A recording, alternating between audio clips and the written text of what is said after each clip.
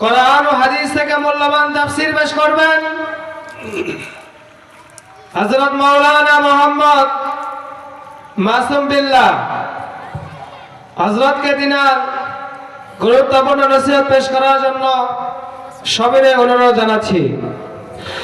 نحمده ونستعينه ونستغفره ونؤمن به ونتوكل عليه ونعوذ بالله من شرور أنفسنا ومن سيئات أعمالنا من يهده الله فلا مضل له ومن يضلله فلا هادي له ونشهد أن لا إله إلا الله وحده لا شريك له وأشهد أن مولانا محمدا عبده ورسوله الذي أرسله بالحق بشيرا ونذيرا وداعيا إلى الله بإذنه وسراجا وقمرا منيرا فقد قال الله تعالى في كلامه المجيد والفرقانه الحميد সবাই জবান খুলে আমার সাথে তেলাওয়াত করেন আউযু বিল্লাহি মিনাশ শাইতানির রাজীম বিসমিল্লাহির রাহমানির রহিম قد أفلح المؤمنون صدق الله العظيم وقال النبي صلى الله عليه وسلم بنيان الإسلام خمس شهادة أن لا إله إلا الله وأشهد أن محمدا عبده ورسوله وإقام الصلاة وإيتاء الزكاة والحج صوم رمضان متفق عليه وقال تعالى فيه وشان وحبيبه إن الله وملائكته يصلون على النبي يا أيها الذين آمنوا صلوا عليه وسلموا تسليما اللهم صل على محمد وعلى آل محمد كما صليت على إبراهيم وعلى آل إبراهيم إنك حميد مجيد اللهم بارك على محمد وعلى آل محمد كما باركت على إبراهيم وعلى آل إبراهيم إنك حميد مجيد আমার জীবন আমার মরণ আমার জিন্দেগি জুড়ে আমার জীবন আমার মরণ আমার জিন্দেগি ইয়া ইলাহি ইয়া ইলাহি কবুল করো আমার বন্দেগি আমার জীবন আমার মরণ আমার জিন্দেগি আমি যে প্রভু অতি অসহায় নিরাশ্রয় দুর্বল নিরাশ্রয় দুর্বল তুমি শুধু পারো দিতে তুমি শুধু পারো দিতে শক্তি ও সম্বল শক্তি ও সম্বল তাই দয়াময় করো আমায় তাই দয়াময় করো আমায় দিনের অনুরাগী আমার জীবন আমার মরণ আমার জিন্দেগি ইয়া ইলাহি ইয়া ইলাহি কবুল করো আমার বন্দেগি আমার বন্দেগি তুমি কারো হাত কবু ফিরাও না যে যখন হাত তুলেছে যে যখন হাত তুলেছে তুমি তাকেও ভুল না কবু যে তোমাকে ভুলেছে যে তোমাকে ভুলেছে তাই দয়াময় করো আমায় তাই দয়াময় করো আমায় দিনের অনুরাগী আমার জীবন আমার মরণ আমার জিন্দেগি জুড়ে আমার জীবন আমার মরণ আমার জিন্দেগি ইয়া ইলাহি ইয়া ইলাহি কবুল করো আমার বন্দেগি আমার বন্দেগি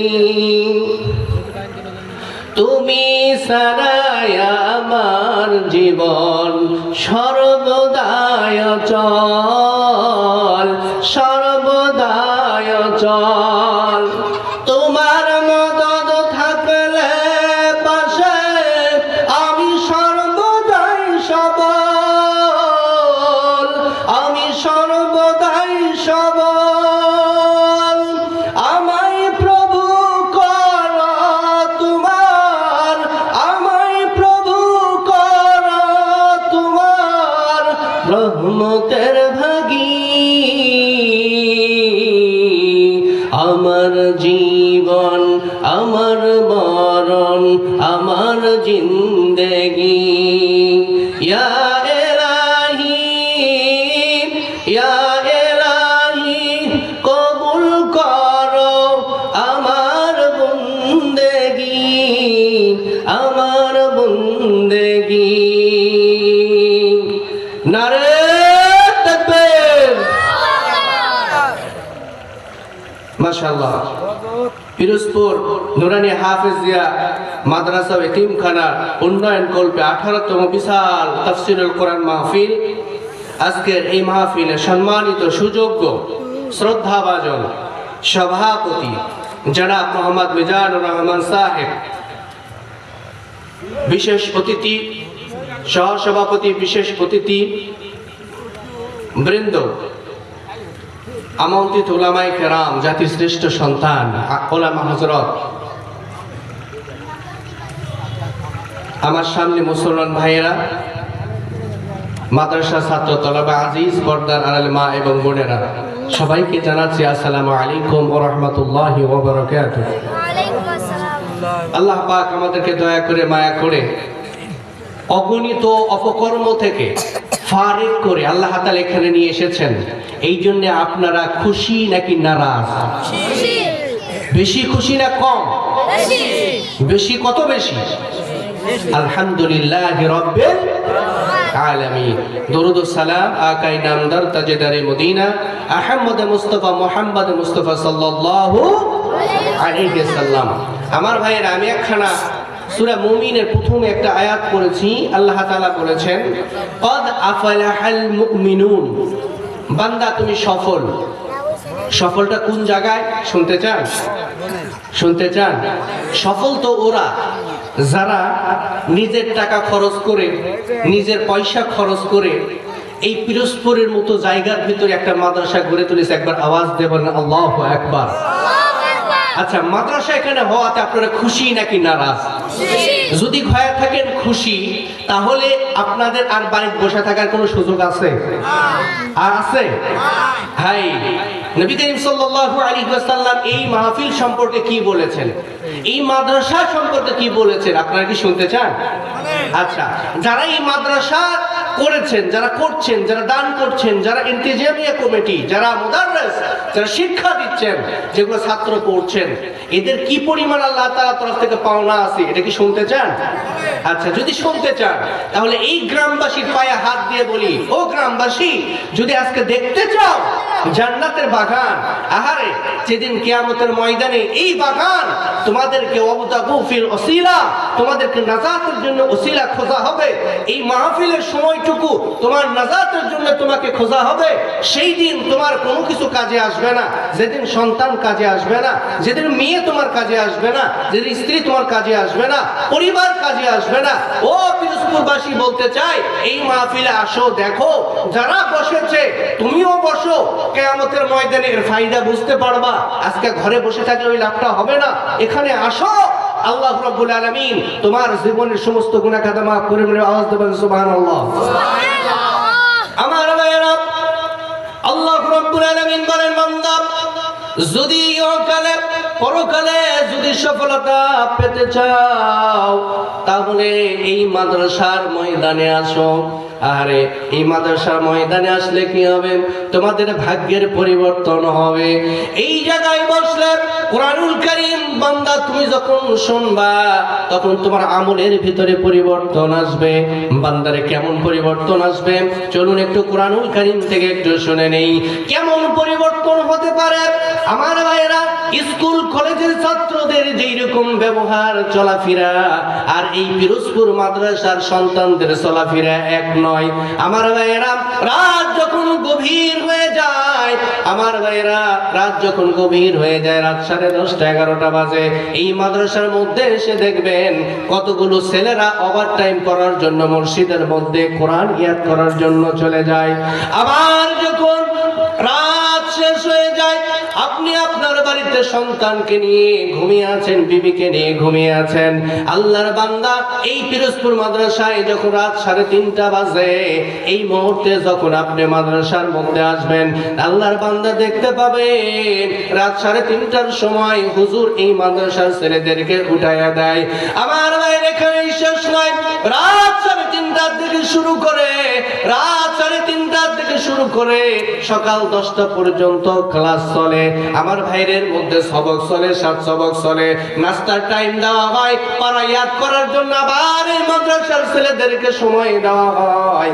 এই মাদ্রাসার ছেলেগুলো বাথরুমে গেলেও ঢিলাগুলো ব্যবহার করে। আমার ভাইয়েরা, মাদ্রাসার ছেলেদের সামনে কোনো মানুষের দেখা হয়ে গেলে এই সন্তানগুলো সালাম না দিয়ে সামনের দিকে কদম আগায় না। কিন্তু একই সমপরিমাণের আর একটা ভাই, যেই ভাইটা স্কুল কলেজ ইউনিভার্সিটিতে পড়ে, ওই সন্তানগুলো কখনোই কাউকে মুখ ফুটে সালাম দেওয়ার ক্ষমতা রাখে না। এটা হলো কোরআনের মুজিজা। আমার ভাইয়েরা, আজকে যদি মনে করেন ওই মাদ্রাসার মাহফিলে গেলে কি উপকার হবে, যেই মাদ্রাসার ছেলেদের যে ব্যবহার যেরকম পরিবর্তন হয়ে গেল, তাদের জীবন আচরণ যেমন পরিবর্তন হয়ে গেল, সাধারণ সন্তান থেকে অসাধারণ হয়ে গেল, আল্লাহর নবী বিশ্ব নবী রাহমাতুল লিল আলামিন ডাক দিয়ে বলেন, আমার উম্মতেরা রে শোনো, সাধারণ মানুষের মতো ওই পিরোজপুর মাদ্রাসার ছাত্ররা কিন্তু সাধারণ নয়। কেন সাধারণ নয়?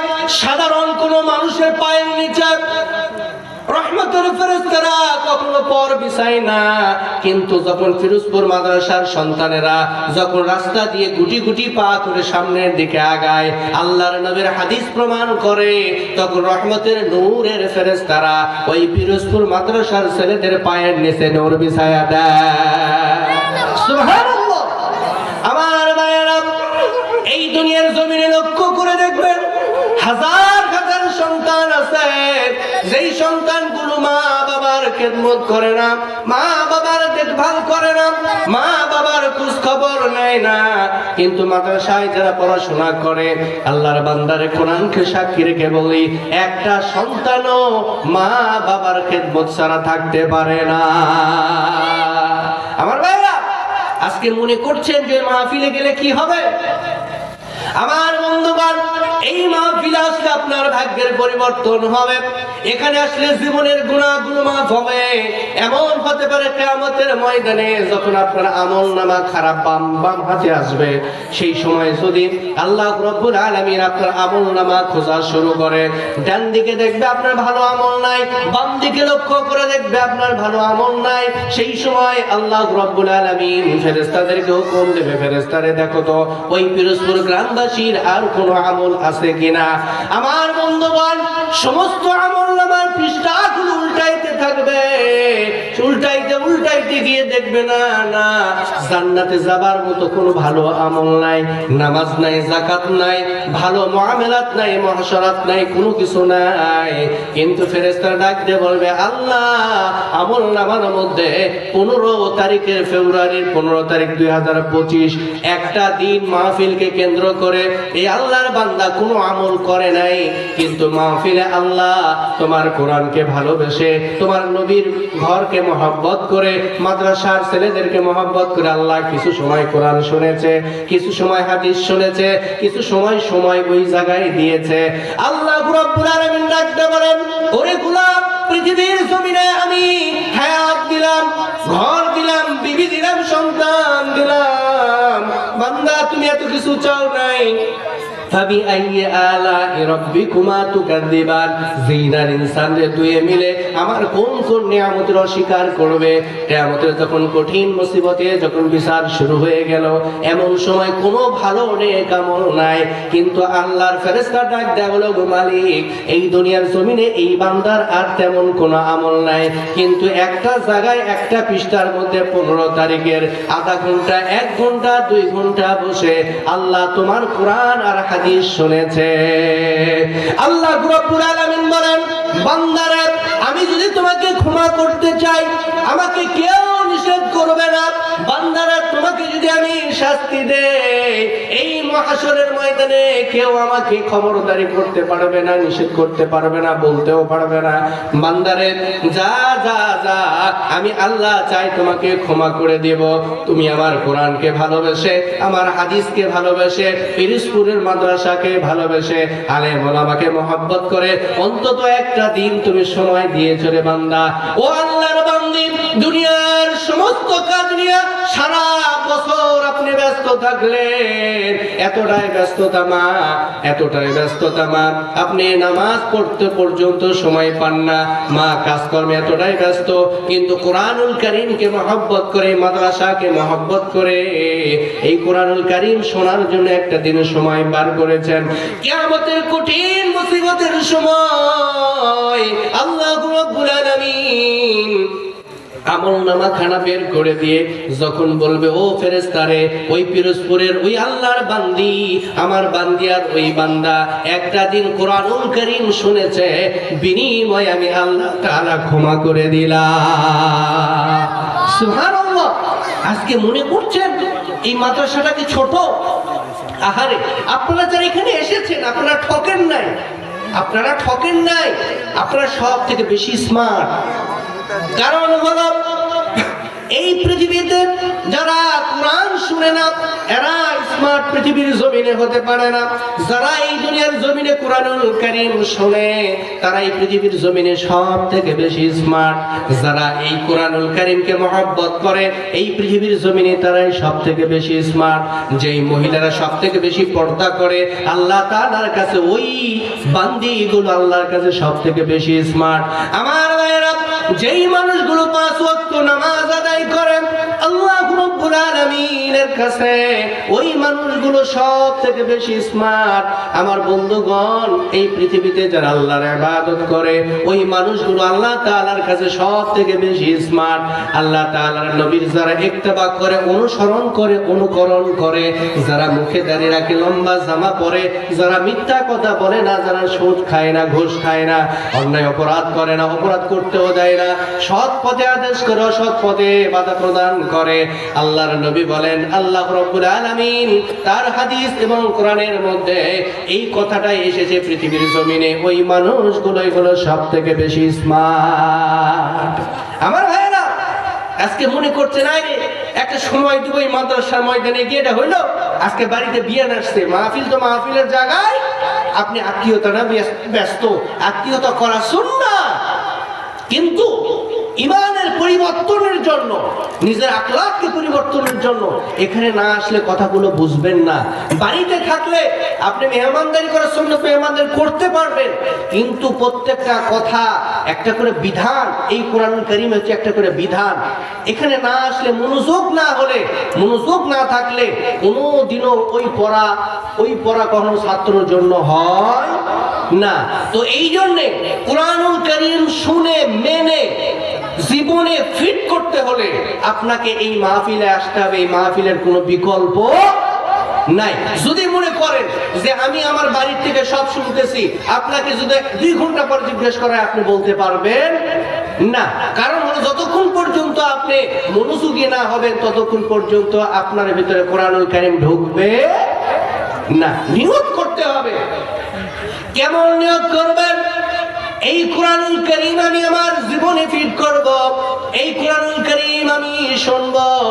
আল্লাহর নবী, বিশ্ব নবী রাহমাতুল লিল আলামিন যেভাবে আমাদেরকে মানতে বলেছেন, আল্লাহর নবী যেইভাবে চলতে বলেছেন, আল্লাহর নবী যেইভাবে পোশাক পরেছেন, আল্লাহর নবী যেইভাবে কথা বলেছেন, আল্লাহর নবী যেইভাবে নামাজ পড়েছেন, আল্লাহর নবী যেইভাবে মানুষের সঙ্গে সম্পর্ক করেছেন, আমি আল্লাহর বান্দা আর ওই পেয়ারা নবীর উম্মত, আমি আল্লাহর নবীর কথা অনুযায়ী জীবন যাপন করব। যদি এই ধরনের চিন্তা চেতনা বান্দা তোমার থেকে থাকে, ও আল্লাহর গোলাম, তাহলে এই মাহফিলে আসতে হবে। আর এই মাহফিলে আসলেই কেবলমাত্র তুমি জায়গা মতো পৌঁছতে পারবে। ভাইরা আমার, যদি ট্রেনে চড়ে আপনি ঢাকা যেতে চান তাহলে আপনাকে সান্তাহার আগে যেতে হবে। ট্রেনে চড়ে যদি আপনি সান্তাহার থেকে ঢাকা যেতে চান তাহলে আপনাকে সর্বপ্রথম সান্তাহার যেতে হবে, টিকিট কাটতে হবে। যদি আপনি জান্নাতে যেতে চান আর জাহান্নাম থেকে যদি বাঁচতে চান তাহলে সর্বপ্রথম আপনার সম্পর্ক হতে হবে মসজিদ, মাদ্রাসার মাহফিল।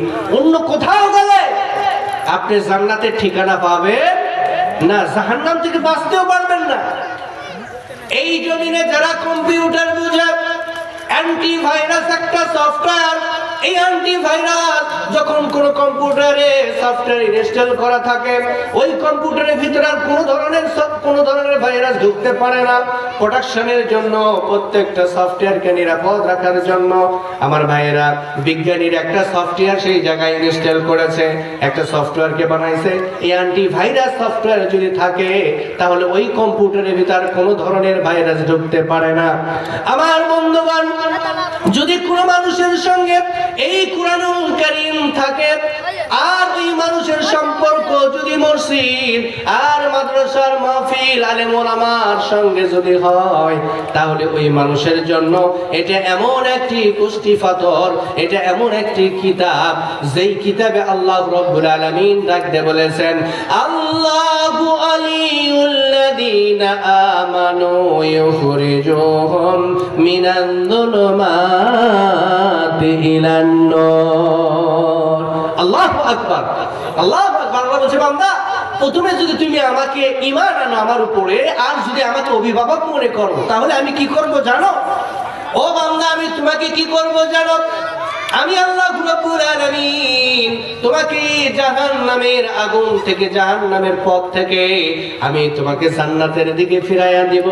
বান্দারে, পিরোজপুর মাদ্রাসার হুজুরদের সাথে তোমার সম্পর্ক ছিল না, তুমি মাদ্রাসায় কোনোদিন আসো নাই, মসজিদেও কোনোদিন নামাজ পড়তে আসতা না, কিন্তু যখন বান্দা তুমি মনে করলা না না না, এই পৃথিবীর কেউ আমার মালিক নয়, একমাত্র মালিক হলেন আমার রব, এই পৃথিবীর কেউ আমাকে খাওয়ায় না, একমাত্র আল্লাহ আমারে খাওয়ায়, এই পৃথিবীতে আর কেউ পথ দেখানেওয়ালা নাই, একমাত্র আল্লাহ আমার পথ দেখাবে।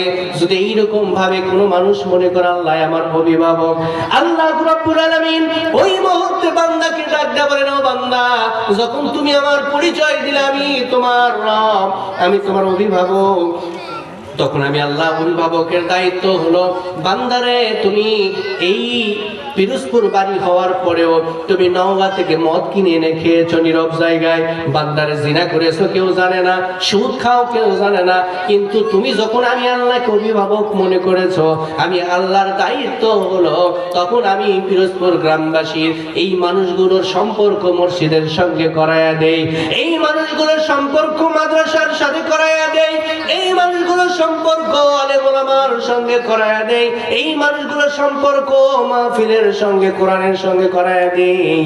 আর এই মানুষগুলো কখনোই আর অন্যায় অপরাধ করতে পারে না। সুবহানাল্লাহ ওয়া বিহামদিহি। আমার ভাইরা, এই জন্য আল্লাহ রাব্বুল আলামিন বলেন, বান্দারে যখন তুমি আমাকে অভিভাবক মনে করবা, তোমাকে সুদের উপরে কিস্তির টাকা দেওয়ার জন্য আগে কোন এনজিওর কাছে দৌড়াইতে হবে না। আগে তুমি যদি আমাকে অভিভাবক মনে করো, আল্লাহ রাব্বুল আলামিন ওই বান্দাগুলোকে জায়নামাজে আগে নিয়ে আসেন।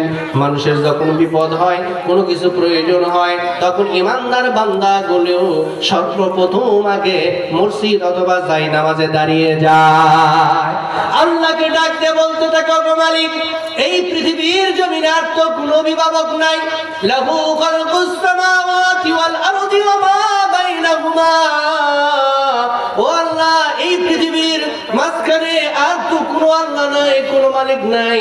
আল্লাহ, দুনিয়ার মাঝখানে যা কিছু আছে তোমার, তুমি তো একমাত্র রব, আর তোমার কাছেই চাই। আমার যত বিপদে আসুক না কেন আল্লাহ, তুমি সব বিপদ থেকে তুমি আমাদেরকে হেফাজত করবা। এই জন্য আল্লাহ রাব্বুল আলামিন কোরআনুল কারীমের মধ্যে ডাক দিয়ে বলেছেন, ও পিরোজপুরবাসী শোনো, ক্বাদ আফলাহাল মুমিনুন, ওই মানুষগুলোই সফল যারা আমি আল্লাহ তাআলার হুকুম মানবে, যারা আমি আল্লাহ তাআলার হুকুম মেনে 5 ওয়াক্ত নামাজ, আল্লাযীনা হুম ফি সালাতিহিম খাশিউন, আমি আল্লাহ রাব্বুল আলামিনের হুকুম মেনে যারা 5 ওয়াক্ত নামাজ মসজিদে গিয়ে আদায় করবে, আমি আল্লাহ রাব্বুল আলামিন সর্বপ্রথম ঘোষণা করলাম ওই মানুষগুলো হলো জান্নাতি। সুবহানাল্লাহ। আহার মসজিদ পেলাম, মাদ্রাসা পেলাম, কিন্তু আল্লাহর সাথে আমার আপনার সম্পর্ক নাই। সম্পর্ক আছে, কেমন সম্পর্ক আমি বলি? আহারে কপাল পোড়া জাতি মুসলমান হয়েছি, সম্পর্কটা কেমন? আল্লাহ রাব্বুল আলামিন বলছে, বান্দা, তোমার সাথে তো আমার সম্পর্ক হবে নিবিড় সম্পর্ক, যেই সম্পর্কের কাছে মাও চলে না, বাবাও চলে না, পৃথিবীর কোনো মানুষের সম্পর্ক হয় না। এর থেকে লক্ষ লক্ষ কোটি গুণ সম্পর্ক তোমার আর আমার মাঝে রে বান্দা। একদিন তোমার মা তোমার সঙ্গে থাকবে না, একদিন তোমার বাবা এই পৃথিবীর জমিনে থাকবে না, একদিন বন্ধু বান্ধব থাকবে না, একদিন কেউ তো তোমার সঙ্গে থাকবে না, কিন্তু আমি আল্লাহ তোমার সঙ্গে সর্বক্ষণীয় কাল পরকাল সব জায়গায় রয়েছি। ও বান্দা, সম্পর্ক আল্লাহর সঙ্গে কর, আমার সাথে কর। গভীর রাত্রে উঠে যা, জায়নামাজে দাঁড়িয়ে যা, জায়নামাজে দাঁড়িয়ে আমি আল্লাহকে ডাক দে, আল্লাহ রে, এই পৃথিবীর জমিনে অভাবে পড়েছি, আমার মেয়েকে বিবাহ দিতে হবে। ও আল্লাহ, আমি আজকে দুনিয়ার জমিনে অসুস্থ, ঠিক মতো কাজকর্ম করতে পারি না। আল্লাহ গো, এই পৃথিবীর জমিনে কত ঋণগ্রস্তের মধ্যে আছি, ও আল্লাহ পেরেশানির মধ্যে আছি, আল্লাহ কিসের মধ্যে পড়ে গেছি, আল্লাহ কত পেরেশানির মধ্যে আছি। মাদ্রাসায় ছেলেকে পড়াইতে হবে, মেয়েকে পড়াইতে হবে। মাবুদ গো, তুমি তো কেউ, তুমি ছাড়া তার তো কোনো মালিক নাই, কোনো রব নাই, কোনো পালন কর্তা নাই, কোনো দেখনিওয়ালা নাই, পথ দেখানেওয়ালা নাই। আল্লাহ, তুমি তো কেবলমাত্র একমাত্র রব, আপনি আমাকেই কেবলমাত্র পথ দেখান। এইরকম ভাবে গভীর রাত্রে যখন দুনিয়ার কোনো পশু পাখি পর্যন্ত আর জেগে নাই, কোনো মানুষও জেগে নাই, সবাই নীরব স্তব্ধতায় ঘুমিয়ে গেছে, কিন্তু আল্লাহর বান্দা যখন রাতের বেলা এরকম ভাবে উঠে যায় নামাজে, চোখের পানি ছেড়ে ছেড়ে যখন কান্দে, আল্লাহ তাআলা ডাক দিয়ে বলে, ফেরেশতারে যা যা যা, ওই পিরোজপুরের জমিনে একটা বান্দা আমার জন্য কেন কাঁদে? ফেরেশতা ডাক দিয়ে বলে, আল্লাহ, এটা তোমার প্রেমে কাঁদে। ডাক দিয়ে বলে, আর কি বলে? বলে, আল্লাহ, তোমার ওই বান্দা দুনিয়ার জমিনে কিচ্ছু চায় না, জাহান্নাম থেকে বাঁচতে চায় আর তার জীবনে জান্নাত পেতে চায়। আল্লাহ রাব্বুল আলামিন ফেরেশতাকে ডাক দিয়ে বলে, ফেরেশতারে ওরা কি জাহান্নাম দেখেছে? আল্লাহর ফেরেশতা ডাক দিয়ে বলে, আল্লাহ না না না, সে তো জাহান্নাম দেখে নাই। বলে জান্নাত দেখেছে? বলে না না, সে তো জান্নাতও দেখে নাই। ওই মুহূর্তে আল্লাহ রাব্বুল আলামিনের ফেরেশতা ডাক